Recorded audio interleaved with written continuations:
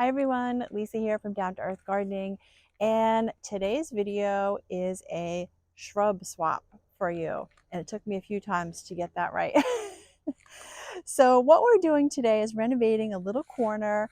We have a specimen here that we're removing and we're replacing with another shrub. So I want to talk about when it's time to do a shrub swap or replace a shrub. And then I want to tell you about the really beautiful shrub that we are going to be planting today. I'll tell you a lot about that, and I've even got some notes because I have a lot to say about that. So the reason why we're doing it is there's this viburnum here, which is really too large for the space. So I talk a lot in my videos about you should always put the right plant or shrub in the right space. And that is so important because when you do that, you're going to be making that item much lower maintenance. So this viburnum here was inherited by this homeowner, and it's probably 12 to 15 years old, I'm guessing. I've been on this property a long time through a couple different owners, but it's really too big for this location. And so what happens is we constantly have to prune it back, which is not healthy for the shrub. As you know, with viburnums, they're beautiful in the spring, and then there's a certain time you prune them. And we have to just keep pruning this all through the gardening season. So it creates a lot of extra work, and it's just not ideal for the shrub. So it kind of takes away from the health of it as well.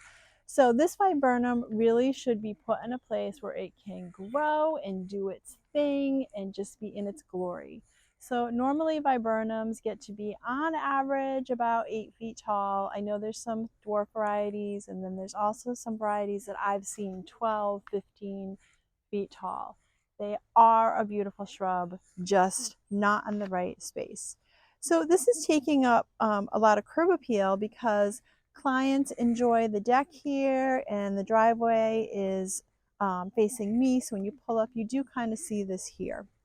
So what we like about it, and this is really what I think about when I'm choosing another option, is we really like that it has a spring flower. That's really nice when you first come out here in the spring and enjoy the deck to see something, but it's also fragrant.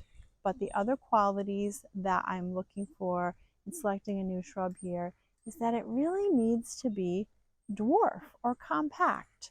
So something that we're not going to have to keep pruning. So that brings me to our selection today, and I think all of you lilac lovers at home are really going to be excited because this is a dwarf lilac that we're going to be planted today. It's a beautiful specimen, and what I really love about this variety, which by the way is Palaban, is it is dwarf, dense, compact, low maintenance, and it has beautiful lilac flowers on it. So let me tell you a lot more about it. Let's get down to some plant facts for you on lilac Palaban because it is such a great little shrub. And in fact, I've got some notes in my hand because I don't want to miss telling you all about it. So I'm in zone 6A here in Northeast Connecticut, and this little deciduous shrub is appropriate for zones 3 through 7.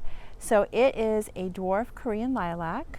So beautiful dwarf variety. It gets about 4 to 5 feet tall and 5 to 6 feet wide. So with that said, we need to bring it out a little bit here to give it a little more room. It's dense and compact and a deciduous shrub, so it is going to lose its leaves in the winter. It's very resistant to powdery mildew. It just needs some good air circulation. So it's good not to crowd it, and this is going to be a perfect spot for it. So the flowers are fabulous, and I will tell you that this shrub is normally covered in flowers. So in fact, I've seen this planted in a commercial application, a really busy intersection, and in the spring I always think I want to stop and take a photo or a video for you because the hedge there is covered in flowers, and at some point I will stop and do that for you and show you a clip of it because it's stunning. But it's a very easy maintenance plant. It does need to be planted in full sun. It'll take a little dappled shade. So this location I'm in here is facing southeast, so it gets a lot of good morning sun, and it's late afternoon now, so a little bit of shade. It's going to flower best if it's in a sunny location, and it'll have some smaller lilac blooms that are fragrant and a pale lavender color. Some people say that it looks more pink. So likes alkaline to neutral soil. It's really not super fussy, and it just has to be well drained. So there are some other applications for this little shrub here. We're using it as a specimen planting, and it's really going to shine here. But also you can do a hedge like I've mentioned. You could do it in an informal or cottage garden. It would be really beautiful. You could do it in even a more traditional garden, and then just make sure it's lightly shaped because it is a pretty dense shrub. Or you could use it in a foundation planting because it is a dwarf variety. So the fact that it's shorter makes it great for that application, because sometimes we're worried with foundation plantings that we're going to be obstructing windows. So it would be perfect for some curb appeal as well. So that's it for this little shrub here. I can't wait to show you the end result after it's planted. We're going to show you a little clip, and I just want to remind all of you that you should love your garden. So spring and fall are perfect times to go ahead and make some changes if you don't love your garden. So that's it. So happy gardening. Thanks for joining us. If you like the video, please go ahead and tap like and hit subscribe for lots more gardening videos. Okay, just one more thing I wanted to tell you. So it's such easy care. You do want to prune it or shear it after it flowers, and if you do that, sometimes you will get a second bloom from it midsummer. So that's also pretty great. Just had to tell you that.